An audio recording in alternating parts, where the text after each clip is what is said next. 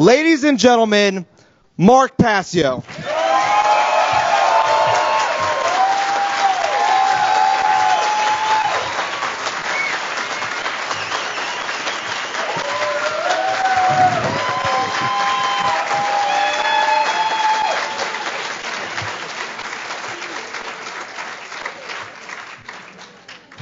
Thank you so much.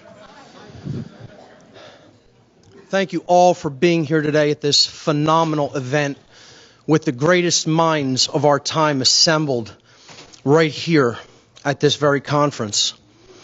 My talk today, ladies and gentlemen, is entitled The Cult of Ultimate Evil, Order Followers, and the Destruction of the Sacred Feminine. And I just want to put this slide up here at the very beginning to set the tone for what this entire presentation is going to be all about, because that is what the order followers of this world are actually taking aim at. They are taking aim at the goddess. They are taking aim at the dynamic of care that is barely still alive in our world. And ultimately, they are the ones who are going to snuff it out if it is to be snuffed out. Before we begin, I always start my presentations with a few warnings, if you will, or caveats, so people know what to expect. I think most of you know what to expect, but there may be some new listeners out on the internet that aren't familiar with my work, so I'll just run through this quickly. You will not be seeing or hearing anything new here today in this presentation. As the old saying goes, there is nothing new under the sun. And what that ancient phrase actually means is that the truth has always been here. It is eternal. It is up to us to recognize it. It has always been here, it always will be here, and it can ultimately never be destroyed. My presentation style has been described, rightly so, by some people as very intense and at times even combative. Some people here today are very likely to possibly be upset or angered by this information. So be it. If that is the case, so be it. Feel those emotions and run with it. The fact of the matter is that the truth itself, by its nature, is belligerent because it wages war against all forms of mind control. I don't present this information to be liked. I don't present it to be popular. I don't present it to make money. I don't present it to make friends. I don't really even want to do this with my time, as I've told many people in the past. I already know this information. I already understand it. I already live it. I already put these principles to work in my personal life. I present publicly because in the time we're living in, there is so much overwhelming ignorance regarding this type of information that the fact that I do understand it and live it places me in a position of moral obligation to speak those truths to other people, to help them to understand it and then apply those principles in their lives as well. Every person who wants to take away real value from watching this presentation should make a deliberate and conscious effort to do two things. First, set aside your perceptions of me as the presenter. This includes things like how I look, dress, or sound. Paying attention to such trivialities will distract mental focus away from the message that is being delivered. The information is what is critically important, not myself. Be consciously aware. Secondly, be consciously aware of any impulses that you may have to reject the information presented during this presentation based initially upon your initial emotional response to what you are hearing, because you may be angered, because you may get upset by some of the things I'm about to say. Be aware that it is a logical fallacy to try to judge the truthfulness of any given information just based upon how you feel when you first hear or see it. So with those caveats being laid out there at the beginning, let's jump in with the definition of an order follower. What exactly is an order follower by definition?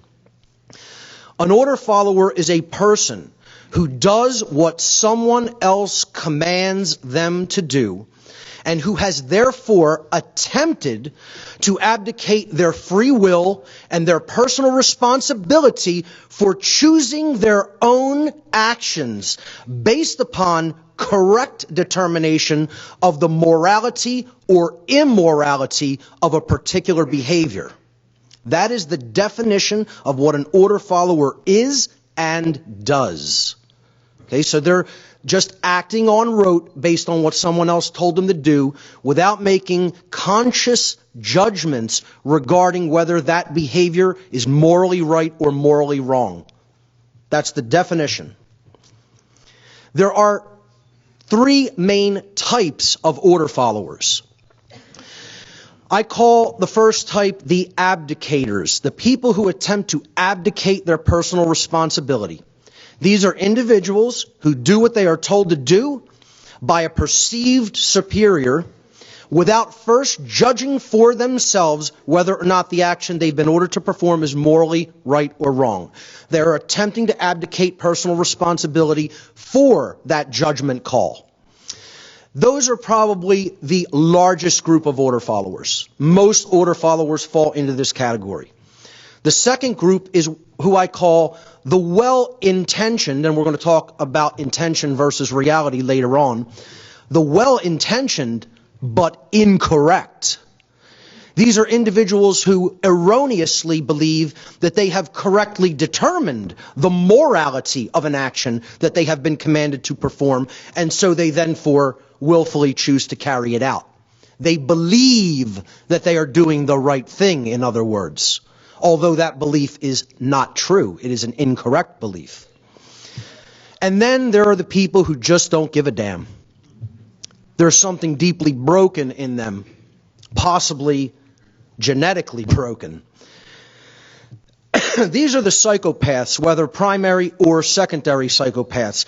These are individuals who consciously do recognize the immorality of an action that they have been commanded to perform, yet they willfully choose to carry it out anyway, knowing fully that it is wrong and violates someone else's rights. That's who I call the psychopaths. They just don't care, and they're going to do violence anyway because they just want to. Those are the three kinds of order followers. And I'd like to play a brief interview. This is from Adam Kokesh, who I have tremendous respect for, from his show Adam versus the Man. I have tremendous respect for this individual because he is a former order follower who developed a true conscience. He got out of the cult of ultimate evil and started exposing it. And he's going to interview a member, an active member of this cult, as we will see that it is, a typical order follower. So I'll let this video speak for itself. Hey, what's happening, Staff Sergeant? How you doing? Hey, my name's Adam. Nice to meet you. I was in the Marines. I do a YouTube channel now called Adam versus the Man. You mind telling me what it's like being here for inauguration? It's a great thing to be here. Right on. Can I ask about what you think of President Obama? Well, I support our new leader, and that's pretty much all I really feel about that. That's what I'm talking about. That's what I'm talking about. Support our leader. Hey, our new Commander-in-Chief, go Obama! Tell us your moment to shine. Get off the So when you enlisted, you swore an oath to the Constitution, right? Yes. And do you think Obama's policies are constitutional? I don't really follow politics too much. So you swore an oath with your life to support and defend the Constitution against all enemies, foreign and domestic, and you have no idea what that means. Hey, sounds good to me, sir, if that's the way you want to put it. Really? That's it? That's it. That sounds pretty dangerous. It sounds like following orders without question. Nope, I just do what I'm told by my leaders, so that's pretty much it. I leave the politics to other people. So you do follow orders without question? From my leaders, yes. Yeah. So if they told you to do something that was immoral, you wouldn't question it. You wouldn't wonder what the basis of that was, or where that order came from, or what its real purpose was. You just do it because someone told you to, and they're paying your paycheck. Hey, whatever you want to say, sir. Hey, don't call me sir. I was a sergeant. There you go. I worked for a living. Okay. But I got out and I found out what was wrong with following orders without questioning them. And I found out that when I was in Fallujah in 2004, with the Marine Corps Civil Affairs team, we weren't really serving the people or protecting people. We were serving the politicians and the banksters and the war profiteers. I mean, doesn't that bother you to know that you're a pawn in all that, and that you allow it to happen by just following orders without question? Hey, whatever way you feel, sir. Well, I'm asking how you feel. It's not really important how I feel. Feelings have been conditioned out of you? You're a soldier now? However you feel, sir. Well, is there anything else you want to say on the subject for posterity? No, sir. Well, let me tell you, hey, you got to stop calling me sir, man. All right, sir. Staff Sergeant? Oh, all right, I see how it is. Well, there's an organization called Oath Keepers, and it's about people who take their oath to that Constitution seriously and want to make sure that things like what happened in Katrina, where there were soldiers and National Guard troops asked to take away citizens' firearms who were trying to defend themselves, or troops being used against the American citizens. They want to make sure that doesn't happen. Would you be interested in having a little a more understanding of your oath and commitment to the Constitution that you swore an oath to support and defend? I'm good the way I am, sir. Really? Doesn't that make you part of the problem? Hey, if there's a problem, I'm not aware of it. Is ignorance bliss? Could be, sir. Could be. I don't think you're as dumb as you make yourself out to be. I think you're playing me off. Might be, sir. You might be. I'm pretty confident in that, actually. All right. You're smarter, aren't you? You know what I'm talking about. Well, I got a job to do, sir. What's your name, Staff Sergeant? Bob. What's your last name, Staff Sergeant? That's all I got, sir. You're a public servant, are you not? Sounds good to me, sir. You don't want any kind of accountability for what you're saying, do you? No, sir. Well, you don't have any name badge on. Special Police, Staff Sergeant Bob. Thank you for your time. I hope you'll at least take the advice of an older veteran and think about some of these issues. Have a good day, sir. All right, appreciate it. Yep. That is a member of a cult.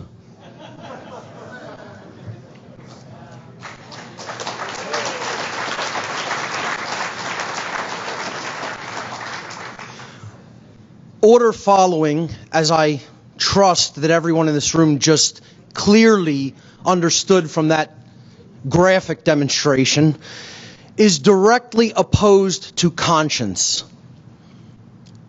When that gentleman was asked if he cared about whether he's doing the right thing or not, he said, "I just do what I'm told by my leaders."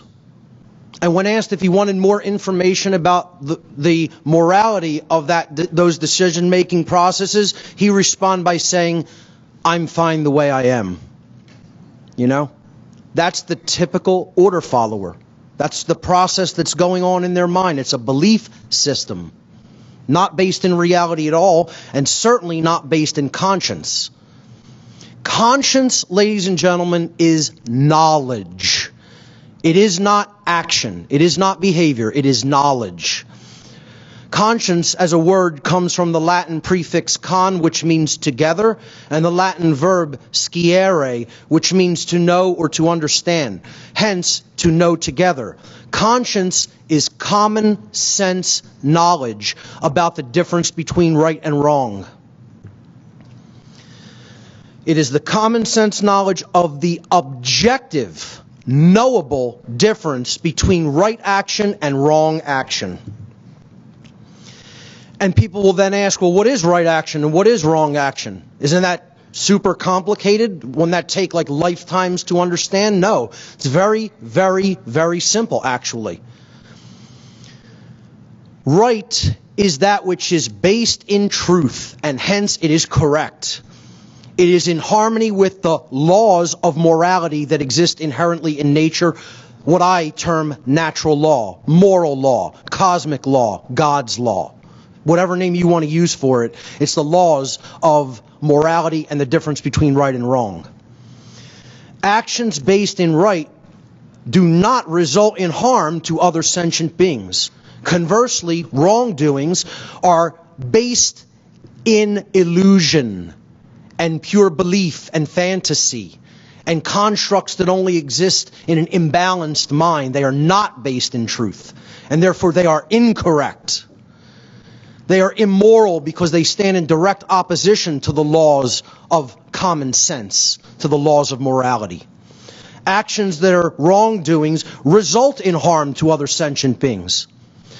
The biggest part of the problem we're facing on Earth is that the average human being, certainly not in this room, but the average human being walking around on this planet, does not understand what a right is and cannot give you the simple definition of a right. A right is an action that does not cause harm to another sentient being. If harm is resulting, the action is a wrong. If no harm is resulting to someone else, that action is reserved as a right. And it is quite simply that easy, that simple to understand.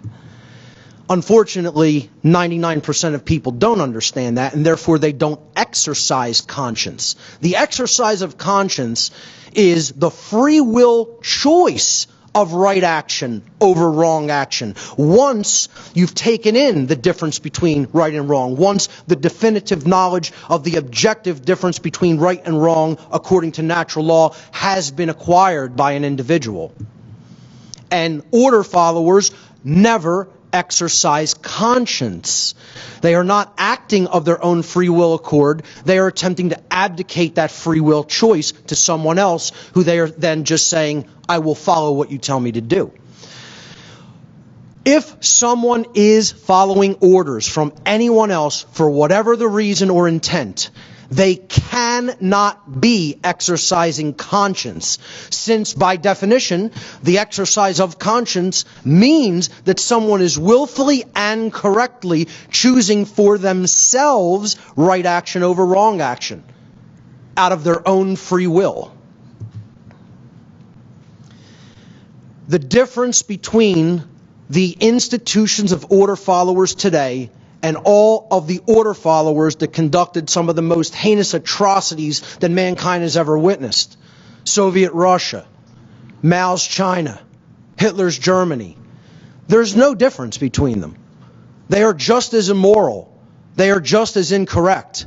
They are just as ignorant, and they are just as cowardly. And people can get as offended as they want by that. It's nothing that anybody, however anyone reacts to it, is not going to make that an untrue statement. I'm going to really attempt to offend some people's delicate sensibilities in this section, because I'm going to do something that the human ego abhors. And that's make blanket statements, but blanket statements that are nonetheless 100% true. I'm going to make 3 true blanket statements regarding order followers. All order followers. 100%. 0 exceptions. Ever in the history of the world, these statements have been, are now, and will continue to be true forever. All order followers are bad people. All order followers are bad people.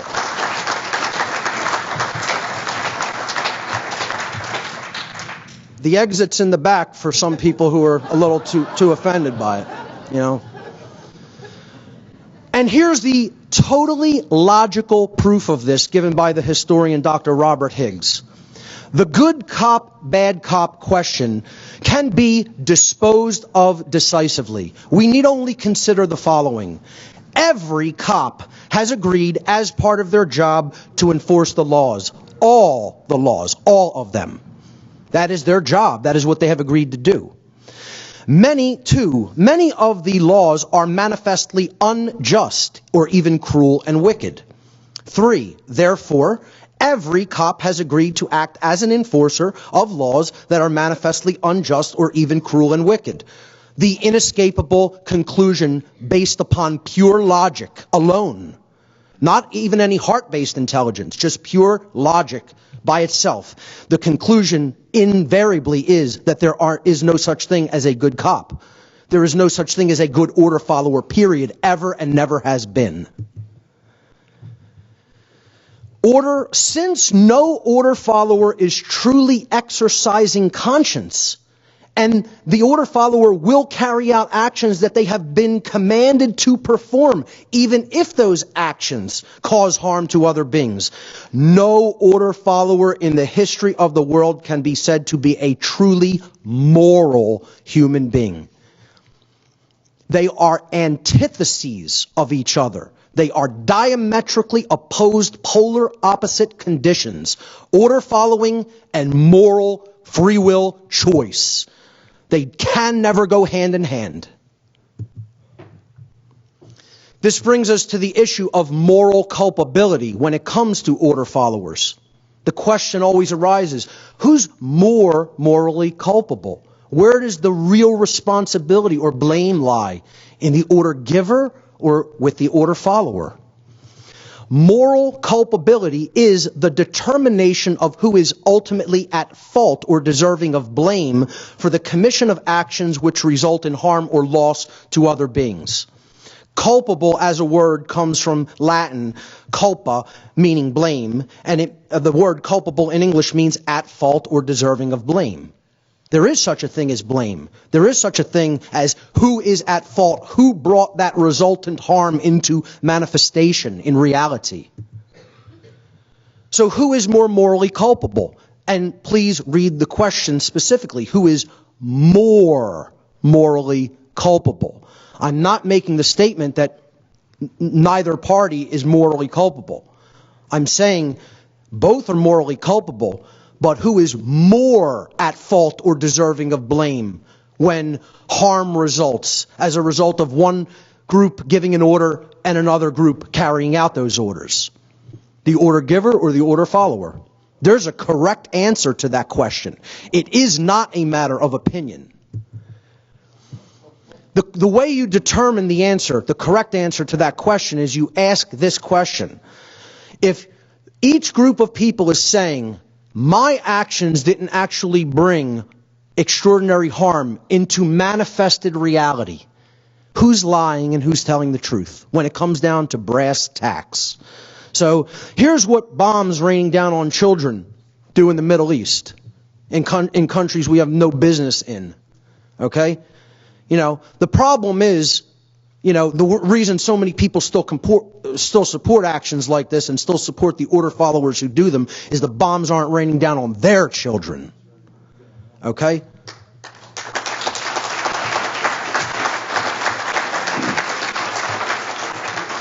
So who's lying and who's telling the truth? Well, the painful answer is those politicians aren't lying. Their actions didn't cause that. You could say their words had a part in it and therefore they're still morally culpable, but they didn't actually pull those triggers. They didn't drop those bombs. The order followers did those immoral behaviors. The painful truth, the order follower always bears more moral culpability than the order giver, because the order follower is the one who actually performed the action, and in taking such action, actually brought the resultant harm into physical manifestation. Order following is the pathway to every form of evil and chaos in our world. It should never be seen as a virtue by anyone who considers themselves a moral human being. Order followers have ultimately been personally responsible and morally culpable for every form of slavery and every single totalitarian regime that has ever existed upon the face of this planet. This is the result of following orders, invariably, to its inevitable conclusion: genocide, mass death, mass graves. People committing themselves to evil that they even know is evil, and they give themselves over to it because, hey, I was just doing what I was told. I was just doing my job. Just following orders. I was just following orders, or I was just doing my job, is never a valid excuse or justification for immoral criminal behavior. And this lame attempt to abdicate one's own personal responsibility should never be accepted as a valid excuse for such criminal behavior.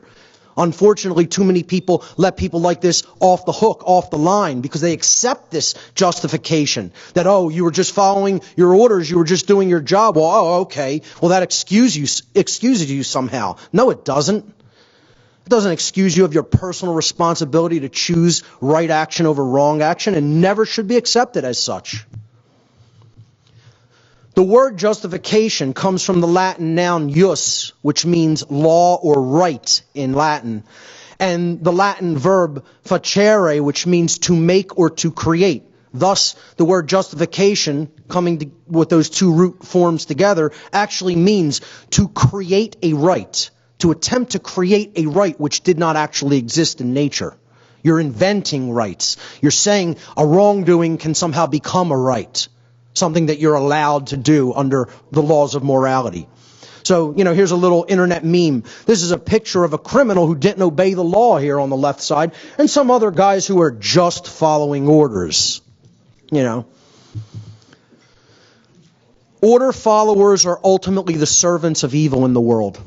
Evil cannot accomplish its goals or its objectives without people willing to carry out the evil, because they were told to carry it out.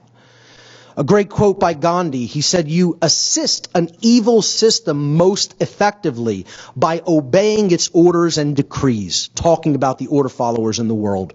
An evil system never deserves such allegiance. Allegiance to it means partaking of the evil.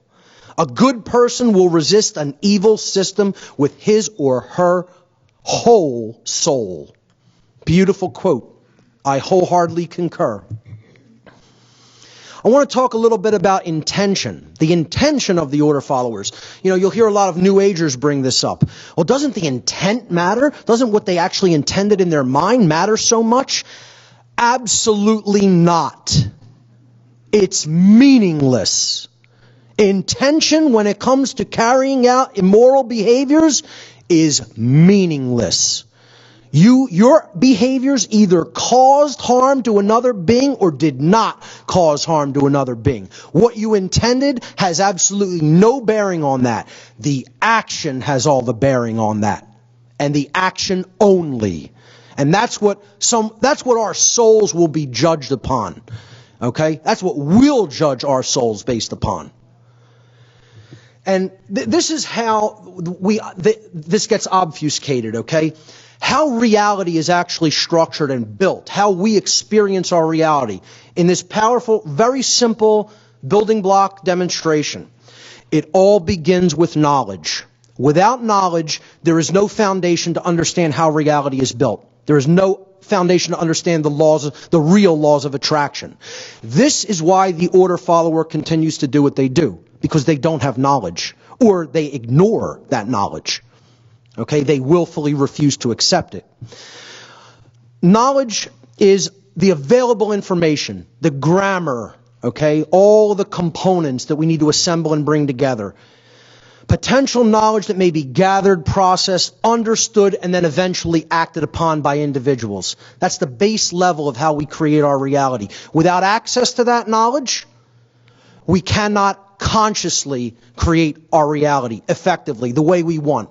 To create it without chaos, to create it in an orderly fashion, in a peaceful fashion, in a harmonious fashion.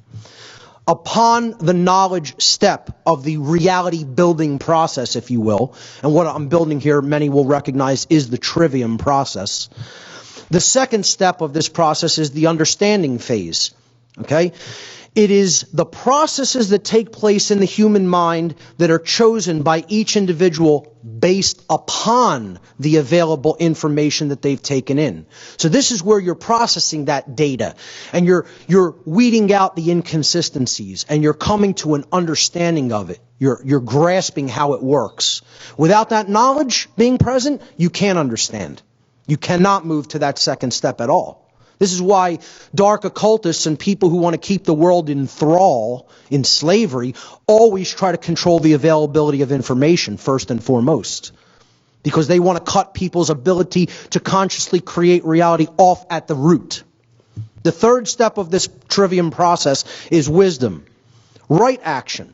And you'll notice I put on all the building blocks, or lack thereof.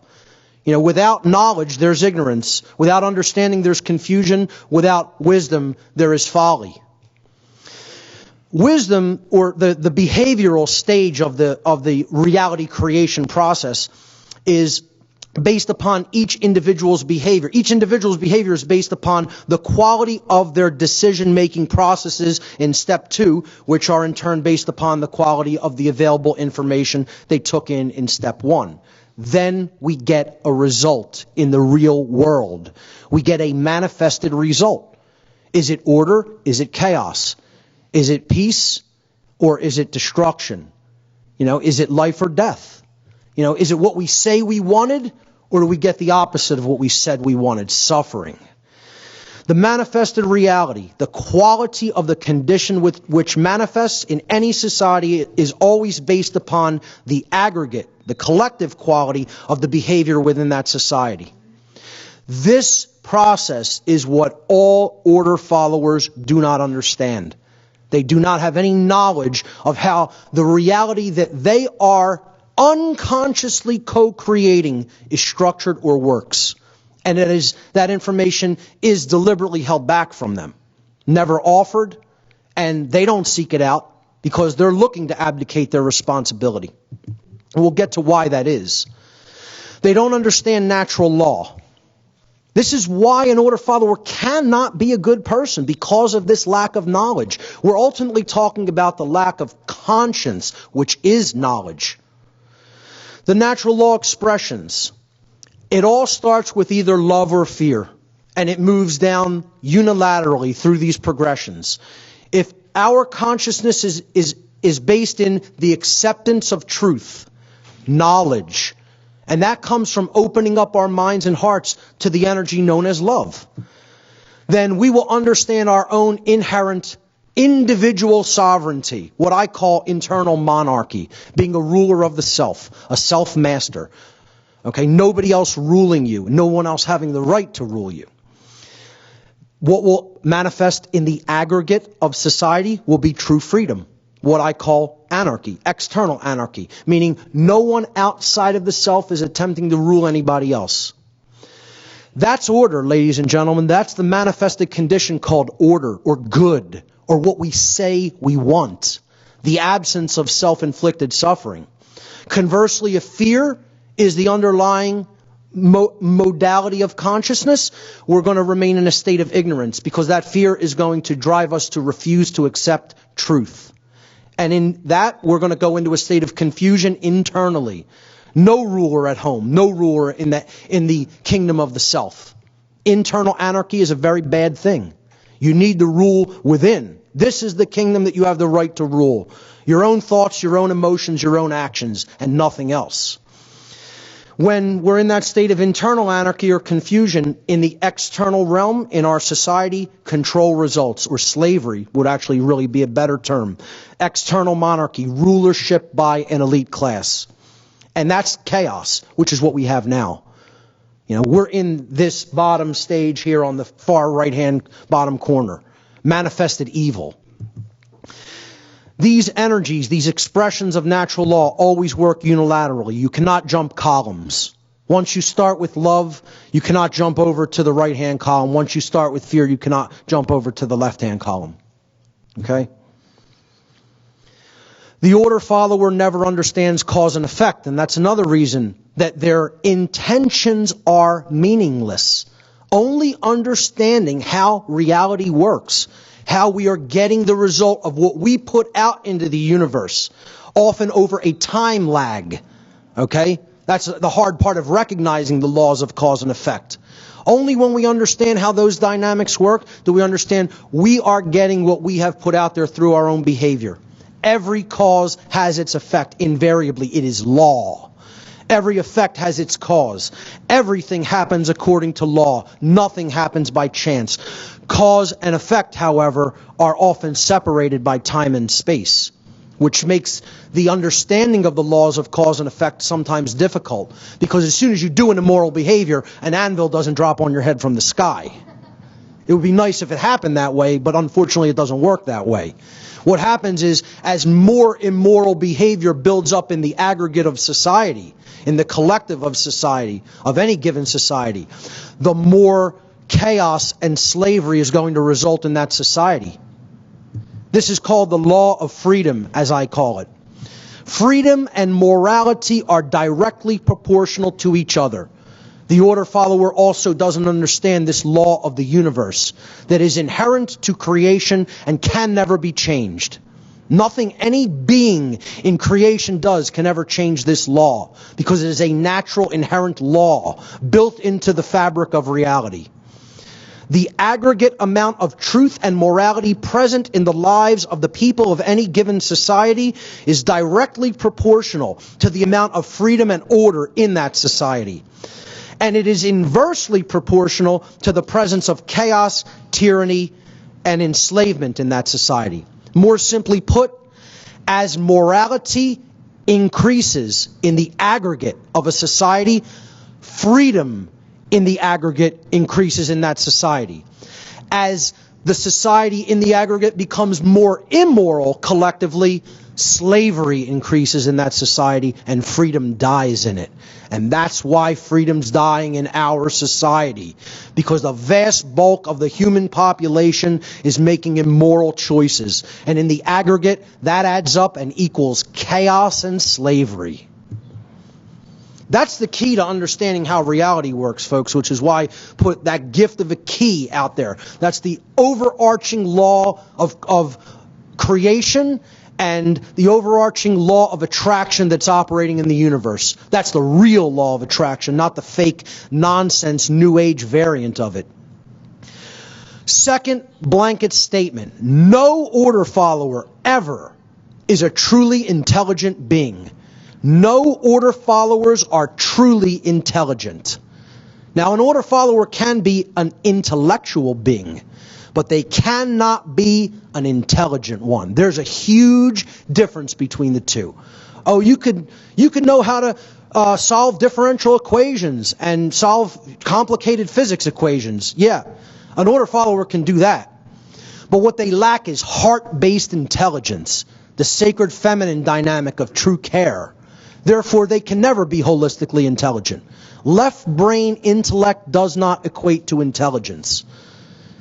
Only when we take in the generative principle of care and compassion that the right brain opens up to us can we become truly holistically intelligent. And since all order followers exhibit both forms of brain imbalance, left brain dominant tendencies when it comes to dealing with those they perceive to be their subjects, and right brain dominant tendencies when it comes to dealing with their perceived superiors, no order follower can be said to have a truly balanced brain or balanced psyche. Therefore, they cannot be holistically intelligent. One way you can actually scientifically prove this is through brain scans, PET and SPECT brain scans, which I touched on early in my work in the What on Earth is Happening series. This is a brain scan from the ventral view, the underneath view of the neocortical brain, of a person who is in the state of what's known as EEG coherence, which means global brain balance between hemispheres. The right and left brain hemispheres are operating in a state of balance. Holistic intelligence is at work in this person. That's the typical brain of an order follower. Those black areas are not damaged physical areas of the brain. They are areas of electrochemically deadened activity in the neocortex of the brain.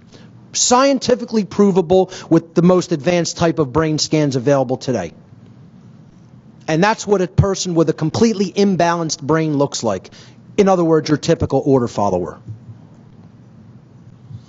The reason for this is because the left and right brain hemispheres govern different types of functions when it comes to human capacities. The left brain is the analytical, logical, repetitive and organized and detail-oriented part of the brain, the analysis-oriented part of the brain.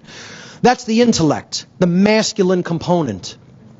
Then there's the feminine component, the intuitive, the compassionate, the nurturing side of the brain, the sacred feminine component of the self, if you will. It's creative, it's imaginative, it's compassionate, it deals with the big picture, intuition, etc., creativity. Without that sacred feminine component, a being is only a half human being at best. And the order follower is generally completely dominated by the left masculine brain hemisphere. And hence they are destroying the sacred feminine aspect of themselves, not just destroying the sacred feminine aspect of care within society because of the immoral behaviors that they take, but they're actually cutting off part of themselves, because the masculine and feminine component is not just in male and female. These need to be present in balance in all of us, regardless of gender. True intelligence comes from a blending and balancing of both of these dynamic energies. Only when they are operating in unison and harmony equally can true intelligence be born. The coming together of the sacred masculine components of the consciousness and the sacred feminine components of the consciousness to give birth to true intelligence. No order follower has true intelligence and never has. Only when you stop being an order follower can you develop true holistic intelligence. Third blanket statement regarding order followers, and get as offended as you like, people. All order followers are cowards.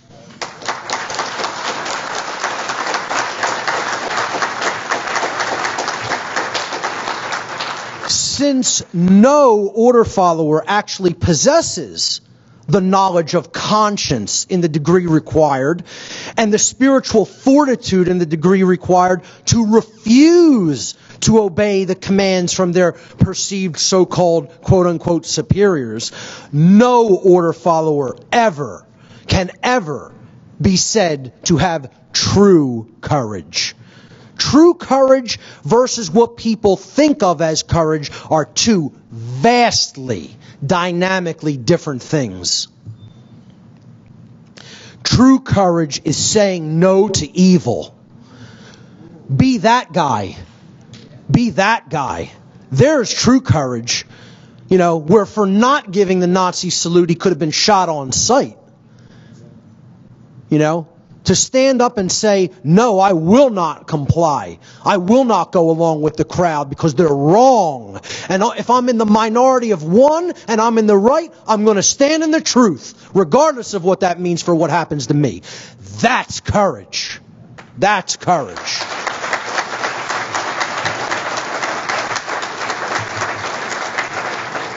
True courage lies in the lost word, saying no.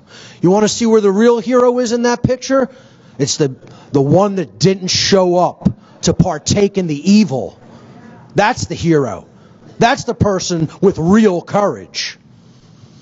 One of my best friends in life, Michael Falsetta, recently said to me, Mark, you're the most fearless person I've ever met. And I said, I refuse to accept that, Michael. I am not fearless. I have fears. Many of them. True courage is not the absence of fear. True courage is right action in spite of fear.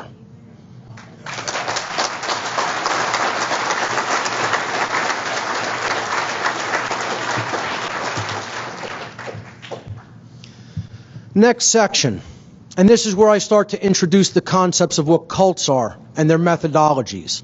Modern institutional order followers, and let's just, not mince words or be too verbose here. I'm talking about the police and military, are cult members.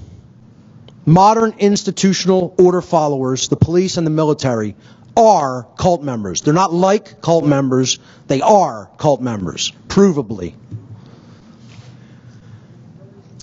To understand what a cult is, we first have to really understand what religion is and means. Religion as a word in English comes from the Latin roots, the Latin verb religare. Of course, religare means in Latin to tie back, to hold back, to thwart from forward progress, to bind by tying up, to prevent from going forward. What a false religion is, okay? I want to qualify that by saying all false religions. False religions are systems of control that are based in unchallenged dogmatic belief, which holds back the progress of human consciousness. It holds back the proper understanding and reception of the laws of morality, the understanding of the difference between right and wrong behavior. That's what a false religion does. True religion unites us to something. It reunites us to natural law. It reunites us to the divine spark within all of us. And I would make the claim there's only one true religion, and that's truth itself. Just my take on what real religion is all about. If I had a religion, I would define it as the truth, period. That brings us to the question, what is a cult? If we have to define what a cult is, how will we go about doing that? You know, most people think of cults, and rightly so in these cases, is what we might see in like Stanley Kubrick's Eyes Wide Shut movie. You know, a powerful elite class, meeting together and doing perverse sexual rituals. And that's like kind of much lighter than reality, actually. You know, what they were doing compared to what goes on with the real cults of the world, as you heard to begin this day with my good friend Jay Parker. I mean, you want to talk about what cults are really doing to children and even their own membership. It goes way beyond what's depicted in any Hollywood variants, okay? So this is Bohemian Grove. This is the kind of strange rituals that the elite of our world, the so-called elite, highest levels of banking and politics and media and entertainment, etc., partake in out in the California redwoods. But if we had to define what a cult actually is, this would be my best definition of it. It's a system of religious veneration and devotion which espouses beliefs that are dangerous, especially to the lives, rights, and freedoms of those who are not its members. That is what crosses over the line of being a religion just based on belief that holds back your understanding of truth, and when it goes into the realm of being a cult. A cult's beliefs are dangerous to others because cult members erroneously believe that they have rights which they actually do not possess in nature. This is what real modern-day cult members look like, more so than the images you just saw on the last slide. The overwhelming bulk of the cult members of this world are in these two institutions. How the cult system is maintained is through hierarchy and compartmentalization, visualized in a simple pyramidal structure where knowledge is compartmentalized at the top, and the few at the very top are completely in the know. And then all the ignorant followers, the ignorant hordes of followers who are just going along for a paycheck or because they don't want to be singled out or because they don't want to be thought of as by their other peers as, oh, you went against the family, you went against the collective, You rebelled against your programming somehow. These ignorant masses are not in the know at all. They're not given any of the information they need to make truly informed decisions. That's how the cult is maintained. Let's look at some of the cult beliefs of order followers. What are the belief systems of the cult of ultimate evil? Cult belief number one: we place our faith in authority. The cult of order followers rigidly believe that there is such a thing, that it exists in nature, that it is the most natural thing that can exist, and that, God forbid, we ever should do away with that concept. Authority is an illusion. It does not exist in nature. Regardless of what anyone believes, doesn't exist in nature. It exists only within a diseased mind. Authority is based entirely in violence, and it is built upon the erroneous and dogmatic belief that some people are masters who have the moral right to issue commands, while others are their slaves who have a moral obligation to obey the commands of the masters. And that's not my definition. That's what authority is, period. That's what the belief in authority is. That's what the illusory construct in a diseased mind of what authority actually is. It does not exist in nature. It only exists in a mind that is completely, severely imbalanced and does not understand truth or reality at all. What these people believe in and condone, regardless of what anyone wants to call it, I'll call it what it really is: slavery. Period. And from day one, I told people what my show is ultimately about is that I stand against all forms of slavery. Physical, mental, spiritual, manipulative slavery, soft mind control, any form of it. I want to see slavery in all of its forms abolished forever because it's based in violence, it's immoral, and it results in chaos and suffering. And it's unnecessary because it's self-inflicted. It's self-inflicted through the cult belief system. And so many people who are not direct members of this cult are ancillary supporters of it, have this cult mentality as well. And we're going to talk about them in a future section. Cult belief number 2. The second belief of the cult of ultimate evil. We have rights that others don't have. The cult of ultimate evil believes in the inequality of human rights. Order followers erroneously believe that they possess rights that others do not. Due to their cult indoctrination, they refuse to accept the truth that everyone has the exact same rights, and that no one has any more or less rights than anyone else. The cult of order followers believes that human beings can decide what rights people have or do not have. They think that comes from us, that rights come from us, that we get to make up rights based in just constructs in the mind, our whims, our likes, our preferences. Rights don't come from human beings.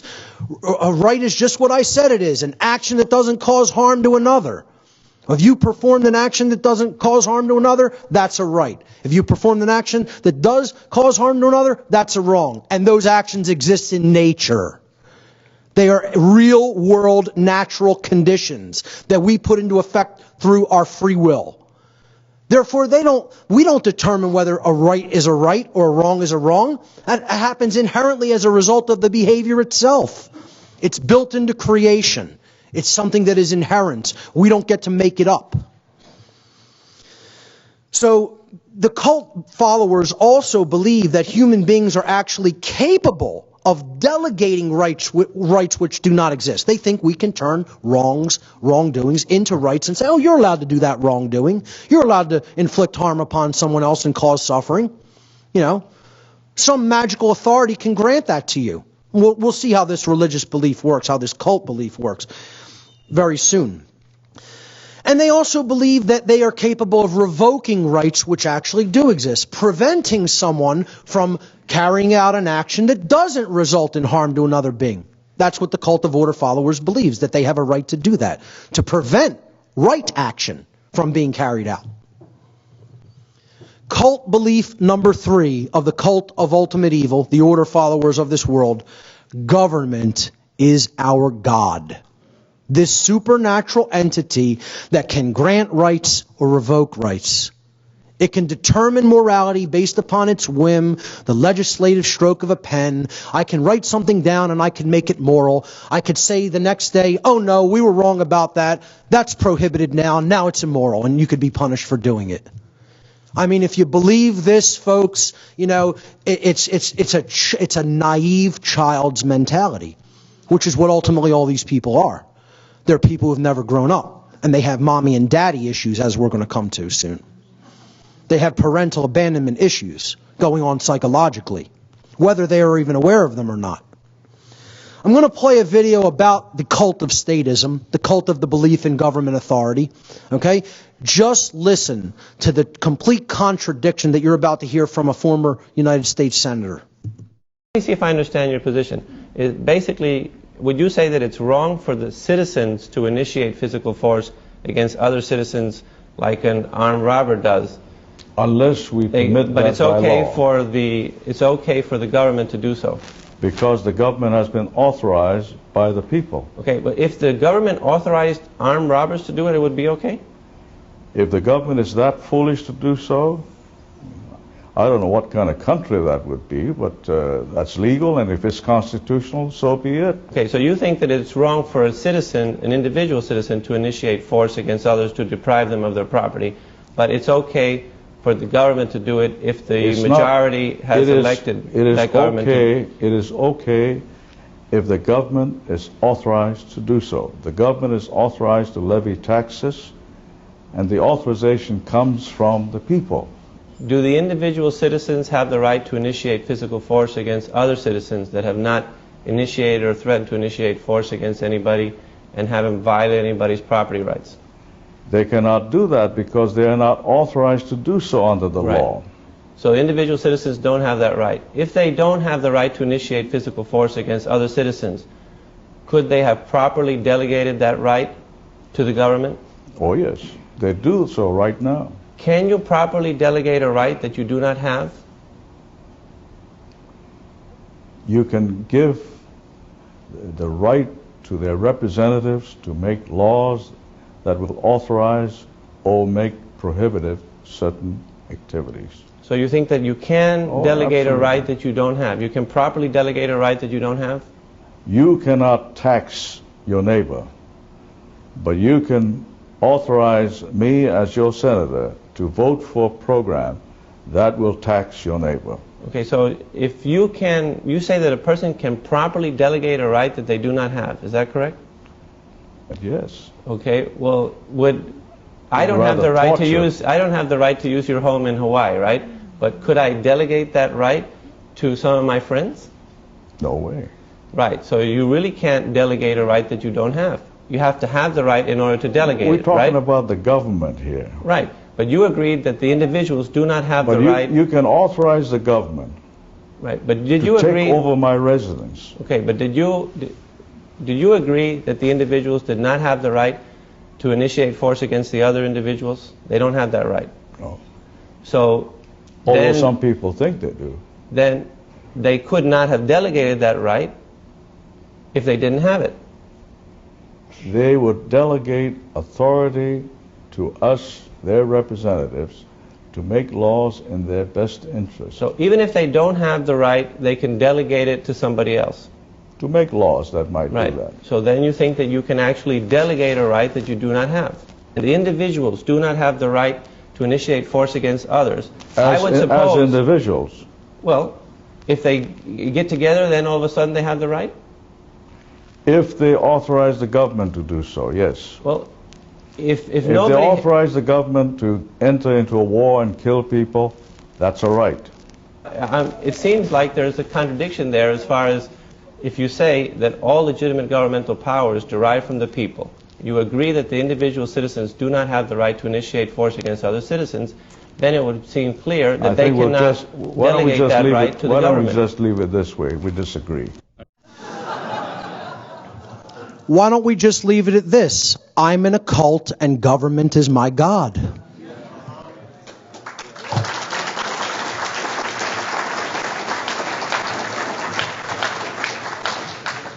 I feel horrifically sorry for anyone who cannot fully cognize the complete inconsistencies of a brainwashed person like that. Whoever cannot see the logical fallacies and total inconsistencies in this person's total perversion of cognitive processes, I feel they are just as sick as this individual is, if it can't readily be seen. So let's talk about the techniques of cults. How do the cult leaders keep the cult lower down members, the rank and file, in line? They have very strict, rigid sets of techniques that they have employed throughout human history, and they don't waver with them because they have always worked. They've worked consistently because people have still not built their consciousness up to a level where they understand how these methodologies of manipulation work. I call this the techniques of cults, or how to brainwash willing followers who want to give away personal responsibility for their own actions.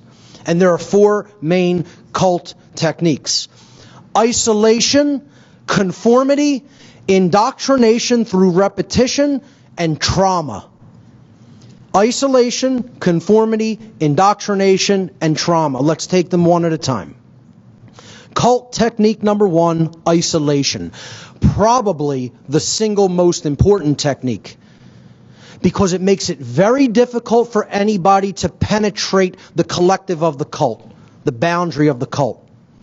You have to physically separate the cult members or the potential cult members from the rest of their community so no reason can be spoken to them, as much as that is within your power to do so. Create an us versus them mentality. We are the family. We are the collective. Anybody outside of us is them, and they are not us. Demonize the outsiders. Those who don't belong, the civilians, Somebody recently just told me what police and military are calling us are civilian pukes. One of the big names going around within the cult. The civilian pukes.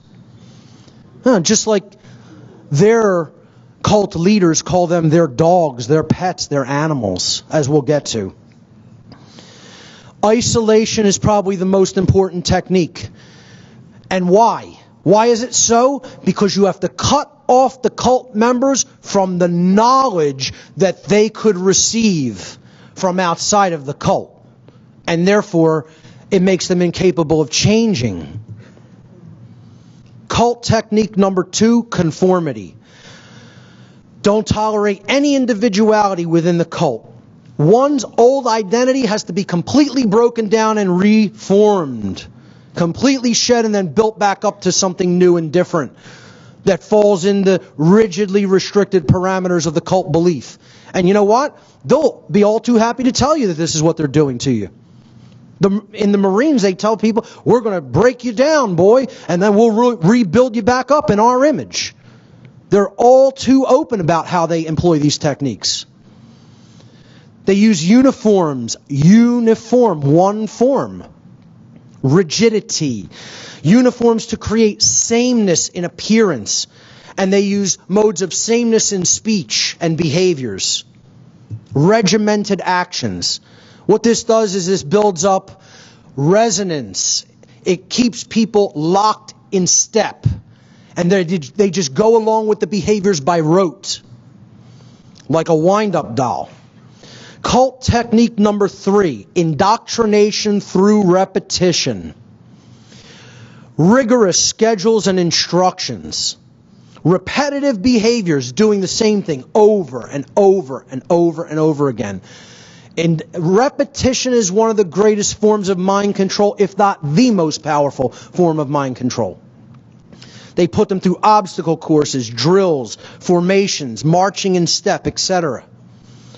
Repeated phrases, chants, and songs being employed to put them in a certain rhythm, a certain vibratory energy.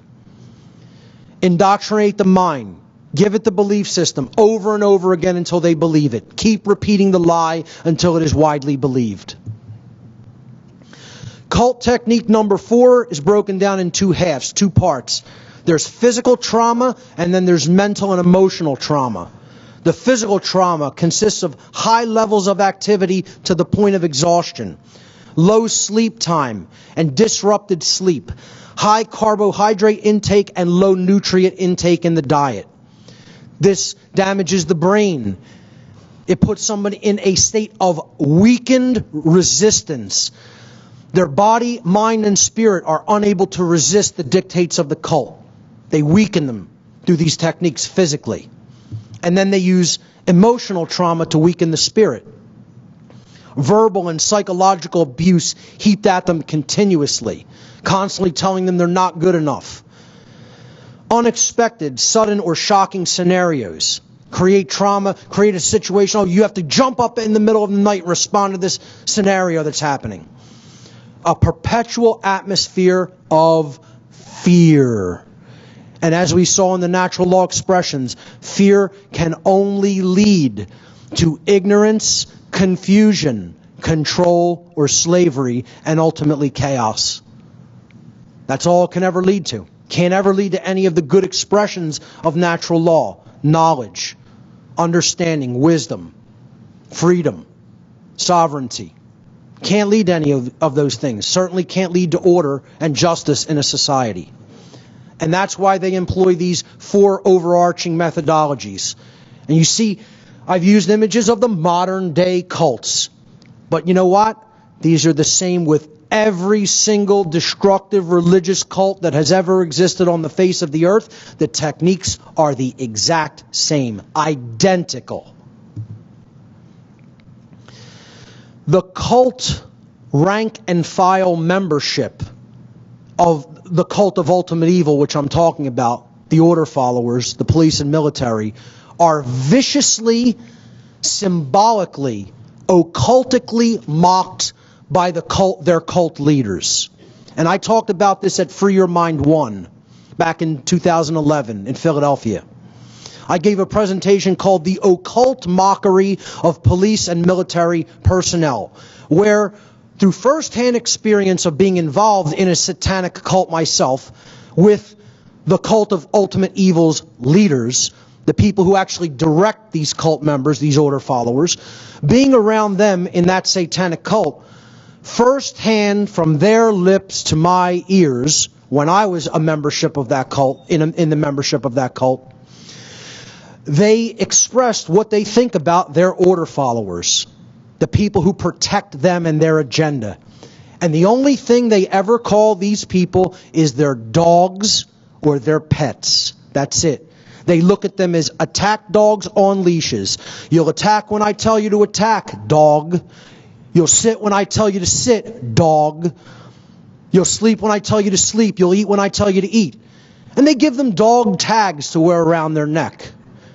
And they put all kinds of dark occultic symbolism all over their brain. The checkerboard floor of the house in Freemasonry represents total ignorance, total unconsciousness.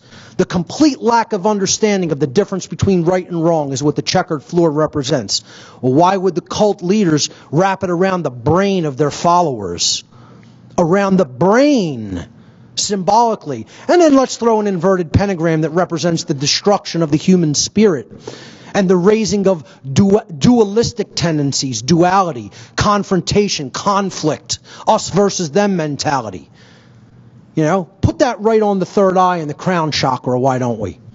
Yeah, we're not ritualistically mocking anybody who doesn't even understand our language, our symbolic language. No.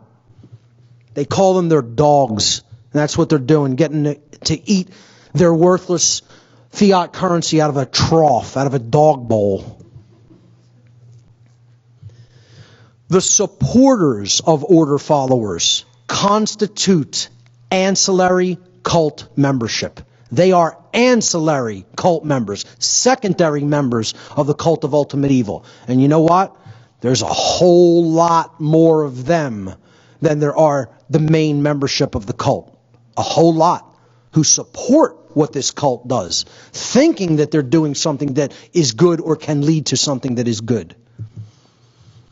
This is the exact dynamic that I'm talking about of ancillary cult members.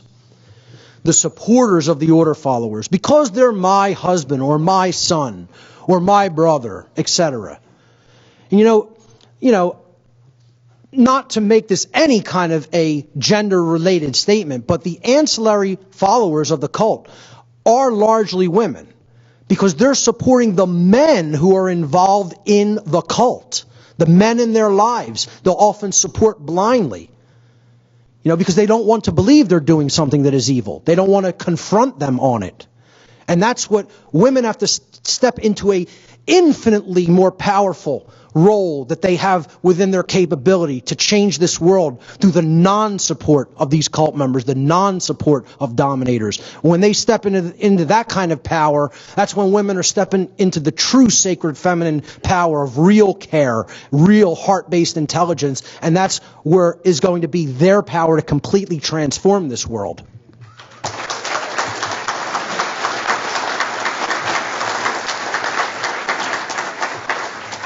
But you know, the supporters of order followers are everywhere. Men, women, children, etc. You know, he should have obeyed the law. They're crucifying him for a legitimate reason. They're just doing their jobs, just following orders, you know. And of course, this is just, it's allegorical. It's about how people just support evil and put down the thing that's actually trying to tell them to do the right thing. You know, destroying conscience, destroying the sacred feminine essence. In many ways, the supporters of order followers, the ancillary members of the cult of ultimate evil, are doing more damage to the morality of human society than the order followers themselves, especially due to their vastly greater numbers. Order followers and their supporters are the true destroyers of this world. Unfortunately, that statement is true. People always want to pass the buck. They want to point fingers outward. They never want to do this. See, that's what I had to do to get out of the cult. Couldn't do this. Couldn't say it was you. Couldn't say it was the cult leaders. I had to recognize at a deep fundamental level of my being that I was the problem and I was wrong.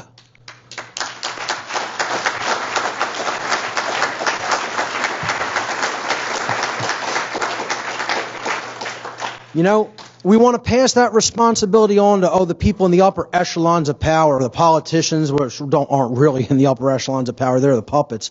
But they think of the politicians as the one who are there, the international bankers, even the actual cult members, the real legitimate cult members that are part of the satanic, worldwide network of Satanism and dark Luciferianism.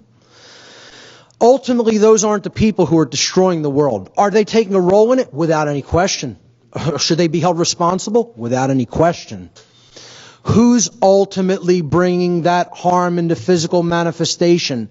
The people who follow their commands. The people who enact their agenda through their behavior. These are the creators of the dark New World Order. The order followers are ushering in the new dark age, not the order givers.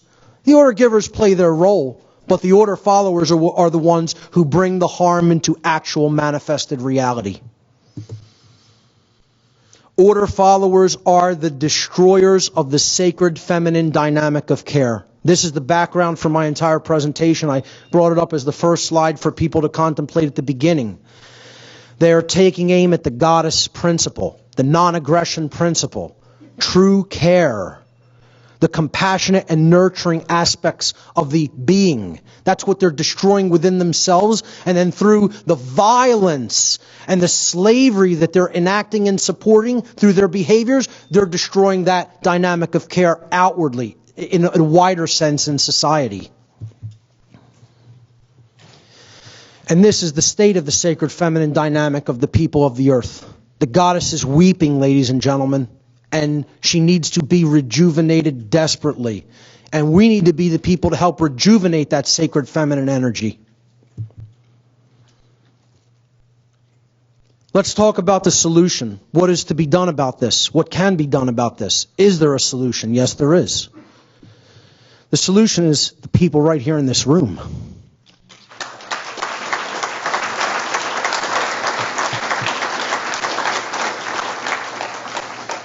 And those who these words will reach and resonate with wherever you may be watching from.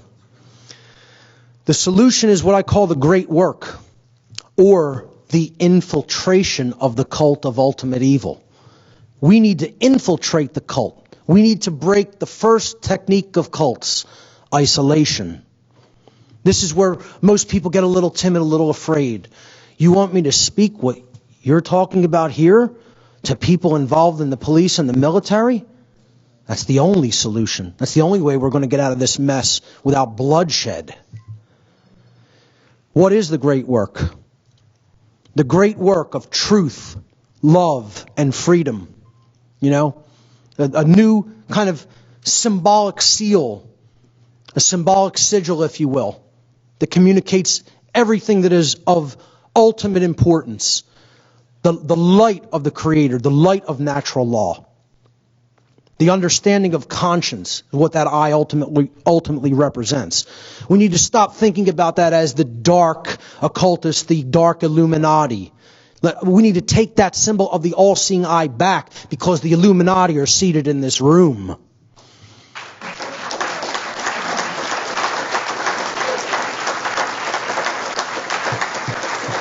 We are illuminated with the knowledge of the difference between right and wrong behavior. That's what that eye ultimately represented throughout history. To do the great work is to do the hardest work there is to do. It is to try to move the human race into uncharted territory, into the unknown country, into a place that many fear to go because they've gotten so comfortable in their slavery. The great work is the arduous task of influencing others. Okay, and this happens once you've become illuminated with the knowledge of the difference between right and wrong. You got to start there first. You got to get your head straight. You got to get your soul straight. Then you can assist with others. But that's what the great work is. The great work begins once you've healed yourself. Then you could start influencing others. That's doing the great work. It's the arduous task of influencing others to abandon their false religions, the dogmatic and dangerous beliefs which hold back the progress of consciousness by impeding the reception of truth and natural law. Doing the great work is to help others to realize that in supporting and condoning the legitimacy of authority and government, that they have actually been supporting and condoning the legitimacy of violence and slavery, and that they were immoral for having done so. This is the very reason that the great work is so difficult to do and why it is so unpopular. Why so few people on this planet are actually engaged in doing it. We need to increase the numbers by not the thousands, not the tens or hundreds of thousands, but by the hundreds of millions is the number of people that need to be doing the great work.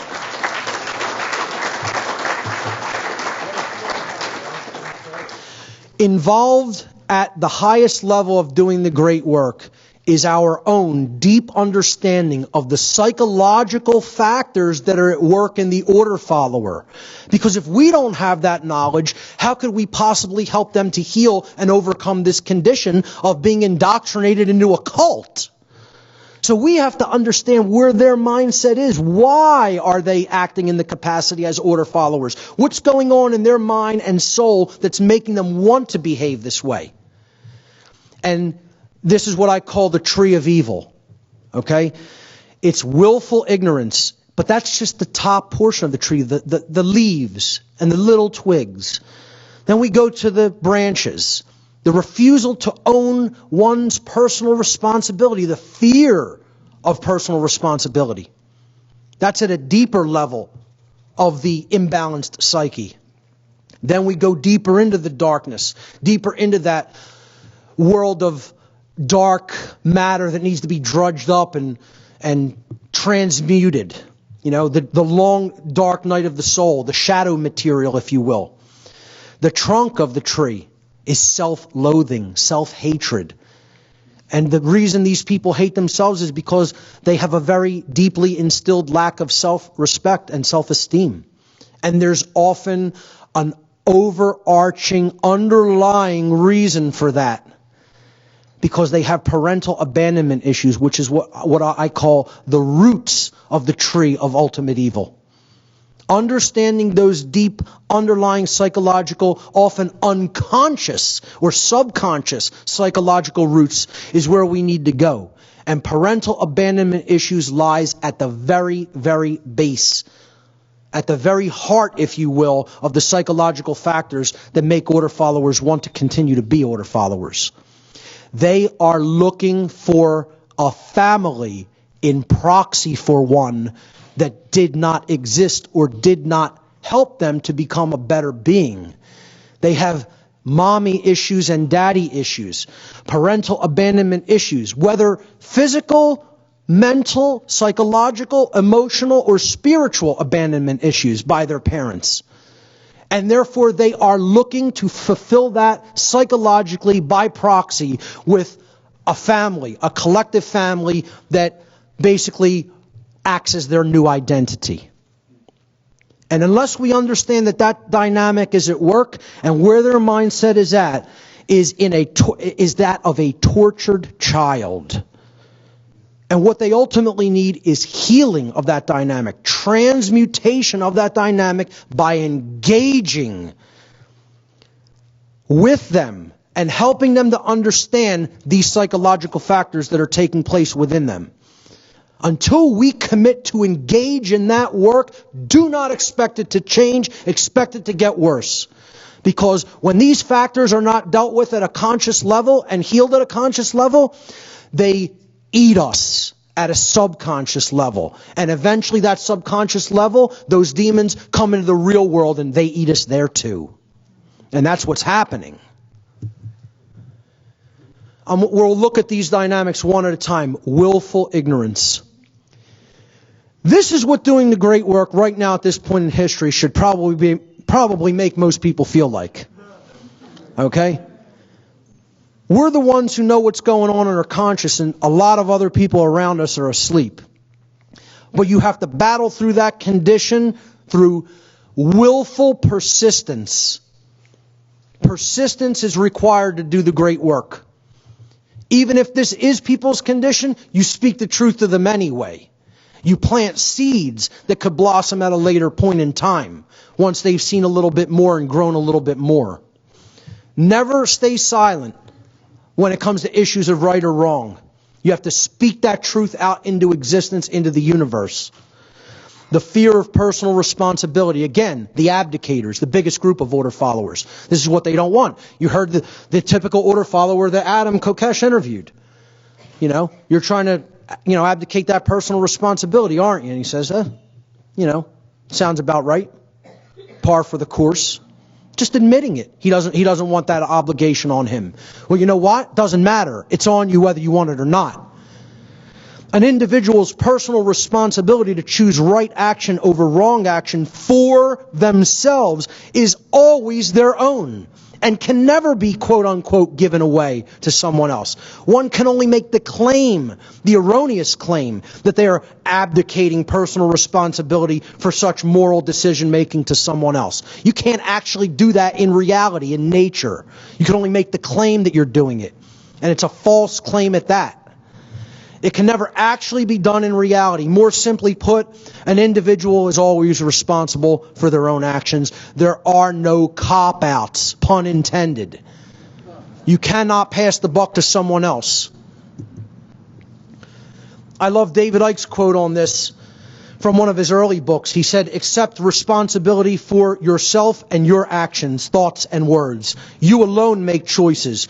You alone are answerable to the consequences of your behavior. The feeble excuse that your boss required it, the establishment expected it, holds no truth or justification. What is the point of having principles if you allow others to dictate your behavior? At the end of the day, you will judge your performance and the contribution you have made to creation. It will not be based on what another expected of you or what you did because you felt trapped."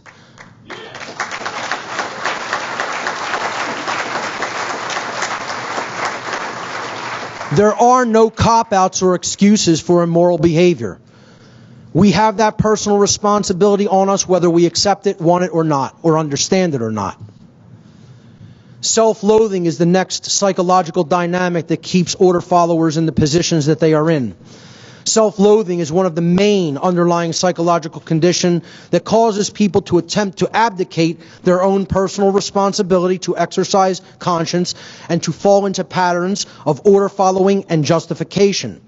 Just as it is not possible for an order follower to truly be exercising conscience, it is not possible for an order follower to truly love themselves. Not possible. No one who is actively involved in the dynamic of order following can be an individual who truly loves themselves. At some core psychological, spiritual level of their being, they are engaged in self-hatred. Self-loathing is created when an earlier trauma technique of the cult has been suppressed and buried into the subconscious mind instead of being confronted, dealt with, and healed directly. Such trauma could take the form of feelings of inadequacy, whether real, suggested, or imagined. And that brings us to parental abandonment. That's what's creating those feelings of inadequacy. See, this image is what's known as a golem, a being that isn't actually imbued with a soul but can perform rote behaviors. And it's holding this sign that says, I have suffered, and therefore I shall cause suffering. And that is the path to slavery. That is the mindset of the perfect slave. Anyone who wants to just continue to inflict harm and suffering just because they've gone through harm and suffering themselves is putting themselves into a deeper prison. The only thing that can ever heal self-loathing is self-respect. The word respect itself comes from the Latin prefix re, meaning again, and the Latin verb spectare, meaning to look at. Only self-respect can heal self-loathing and therefore help to put an order follower on the path to conscience. Working with the shadow material of the self is some of the most difficult work one can ever do, and that's why most people turn around and run away from it 1,000,000 miles an hour in the opposite direction. Because looking in that mirror is the most difficult place to look. And when I got out of the cult that I was involved in, it took long, hard hours of self-introspection and what seemed like endless days of suffering that would never end. Because I had to keep delving into that shadow material and working with it and saying, hey, you caused this. You're part of this condition. You're part of the continuation of this evil. And you have to change what's going on in here and here if anything out there is going to change. And most people don't want to do that work. That's what real respect is about. That's when I finally developed self-respect. It means to take another look at yourself. That's what you're respecting, looking at again, the self.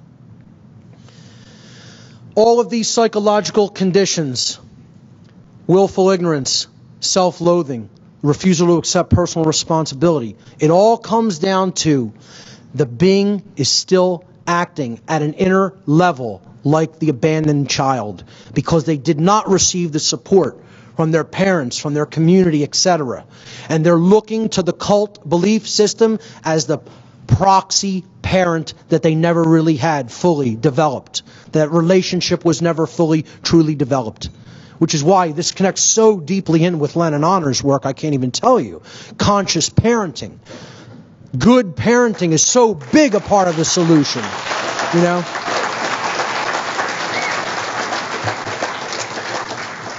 It's all about ending the abuse victim cycle that is so much a huge part of cult behavior.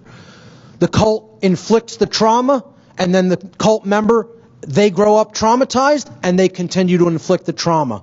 It's an endless loop. Unless the one who has undergone the trauma, through help, often it has to happen through help, because they're so traumatized and victimized that they can't do it on their own.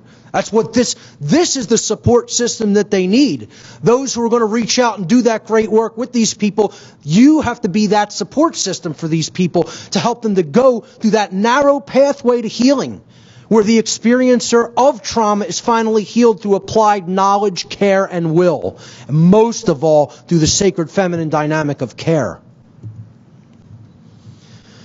Cult members often have a fear of chaos, of what would happen if this thing I've always known and always been a part of would suddenly be gone. How would I live? What would be my identity? How would we do things that we've been doing, with this system in place if it wasn't in place?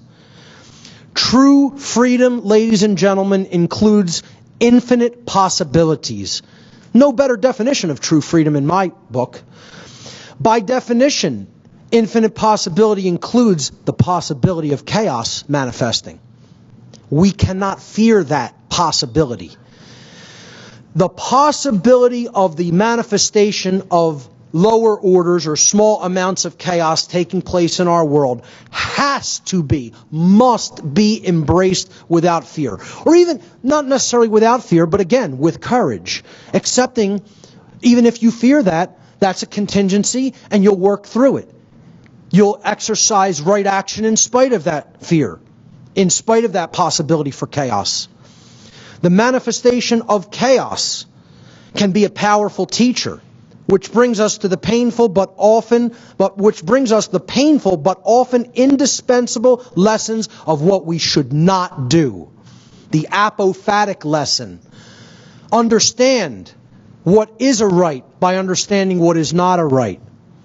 Understanding what was the right path to go down. If you go down the wrong path and you make a mistake, you have to be able to consciously recognize that, admit that you were wrong, turn around and get back on the right path. That's what really understanding the self is all about. That's what really having true self-respect is all about. The ability to admit that you were wrong and learn from your mistakes. Ultimately, the fear of this idea, it can never work out if we do things differently. The fear of the possibility of chaos equates to the fear of true freedom. We have to shed that fear if we want to move forward. And we have to help the order followers shed that fear. Through their fear of the possibility of chaos, order followers advocate the legitimacy and the continuance of authority and government. And therefore, they are actually advocating the legitimacy and continuance of violence and slavery. They think they can get rid of those conditions by what they continue to do, when what they continue to do can only continue to create those conditions. Pure logic, ladies and gentlemen. Those who believe that authority is necessary and that it must continue have actually been duped into believing that human slavery is necessary and must continue in order to prevent chaos. Violence and slavery cannot prevent chaos because violence and slavery are chaos.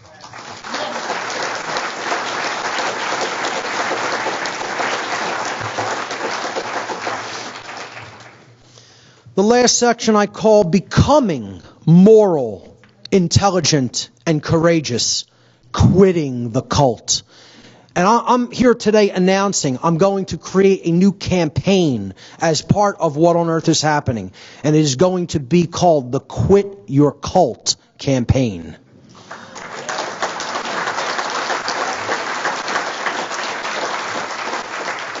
We have to make this almost a mantra.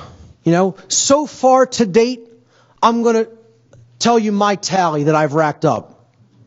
2. I got 2.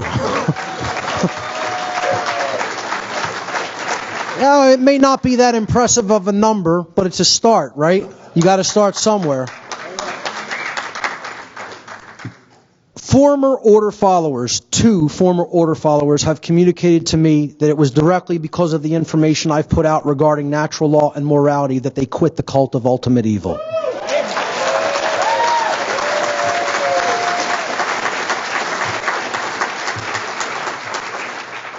We need the return of the sacred feminine energy, which is the dynamic of true care, nurturing, and compassion.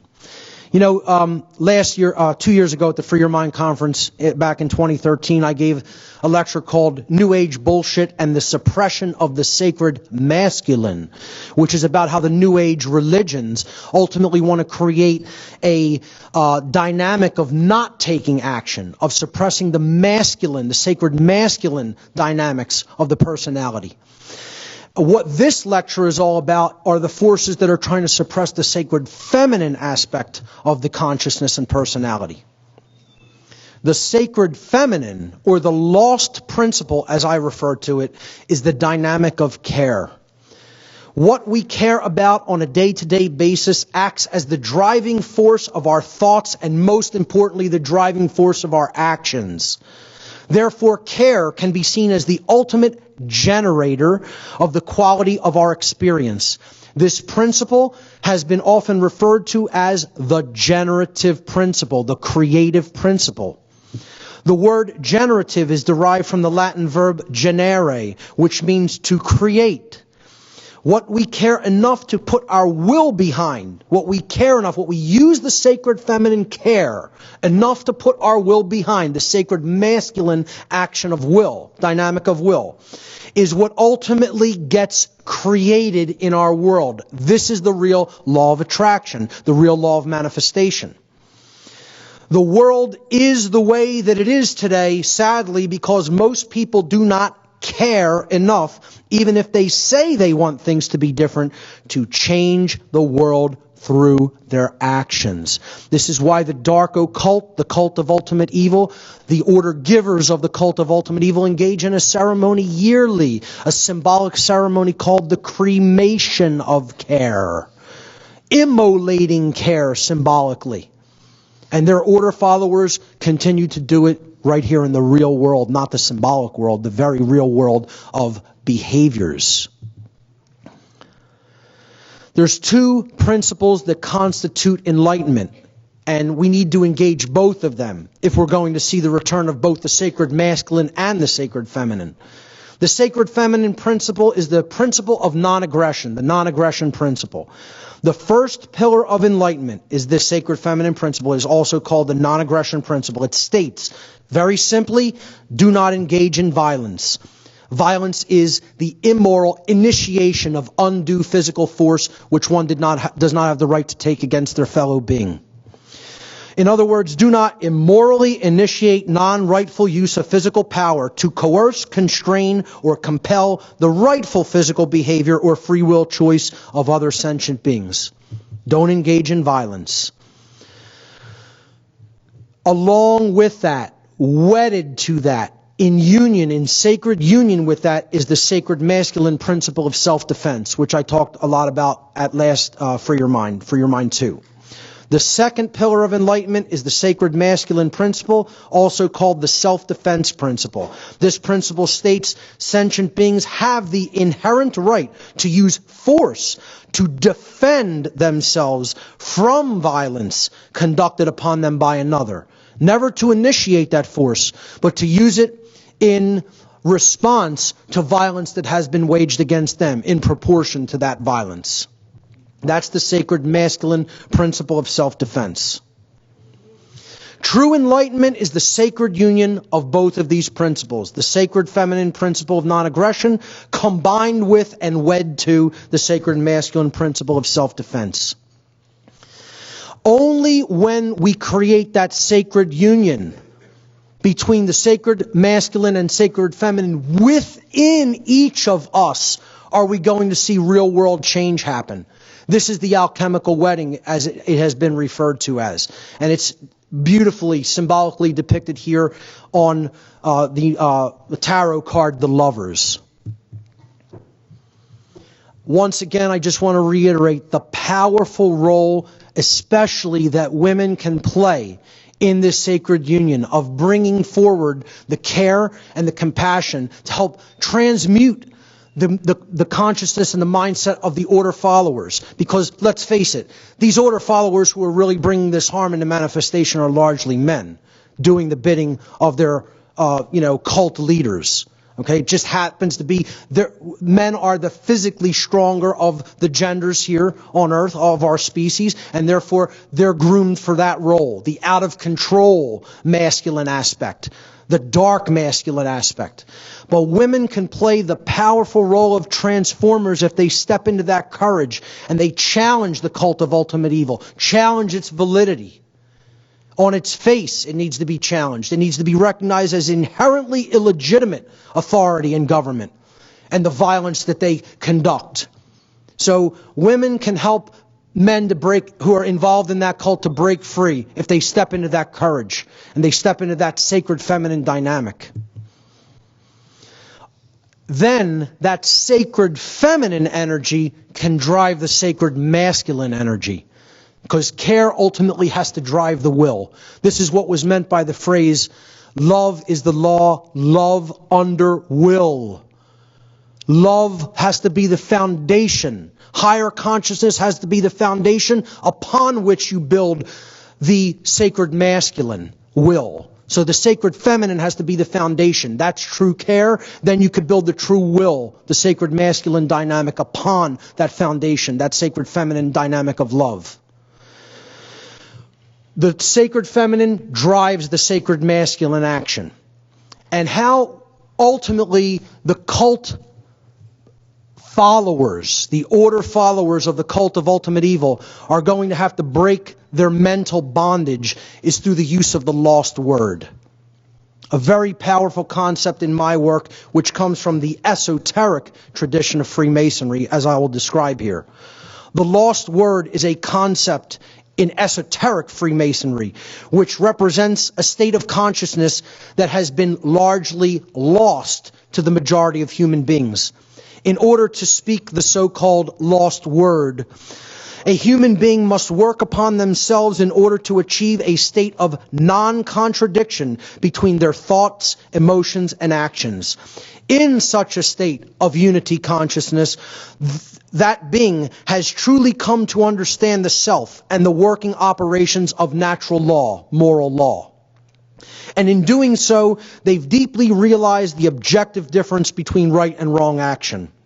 Or, as these concepts are referred to in Freemasonry, light and darkness, respectively.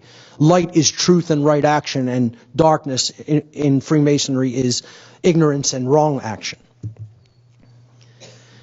And I'll just go back a slide. You'll notice the G, okay? The G stands for the generative principle, the sacred feminine principle that has to drive right action. The compass is compassion. It has to circumscribe our behavior, be the actual boundary conditions through which we operate in the world. Beautiful symbolic allegory if Freemasonry is properly understood.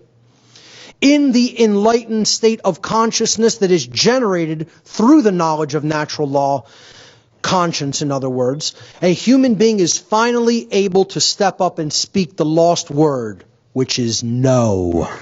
No is the lost word.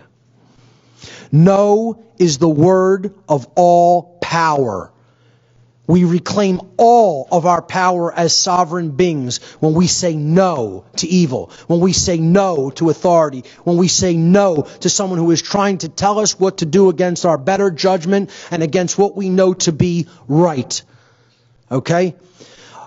Only when we say no to those who would claim to be our owners, to those who would claim that it is they who will decide which rights we have or do not have, do we stop externalizing our power to anyone outside of ourselves, and in doing so, reclaim all of our natural rights. Sadly, very, very few people in our world have the knowledge, the care, and most importantly, the courage that is required to do this. See, that's the courage that the order follower currently lacks. They can only develop that courage to get out of the cult through the lost word of saying no to evil. Unfortunately, since so many lack that courage, that is why the all-powerful lost word is considered lost to humanity. But we can reclaim it. We can reclaim it through the knowledge of our rights, through the knowledge of right versus wrong behavior. Those who don't know will never say no to evil. See, the lost word is not only no, N-O, but it is also know, K-N-O-W. Knowledge is the transformer that we need to use to change the modality of consciousness that the order followers are in. When we know the difference between right and wrong through conscience, then we will step up and say no to evil. That is my recommendation to the order followers. You know, this is an internet meme I found. Just say no to gangs. I couldn't have said it any better, or maybe I could have. What they need to do is just say no to cults. Ladies and gentlemen, one of the principles that I personally live my life by is never give someone else advice that you haven't followed yourself. Well, you know what, ladies and gentlemen? I'm about to give some really important advice to all the order followers out there today. And I can do it because I followed that advice and I already did it. Quit your cult. Ladies and gentlemen, thank you so much for your kind attention.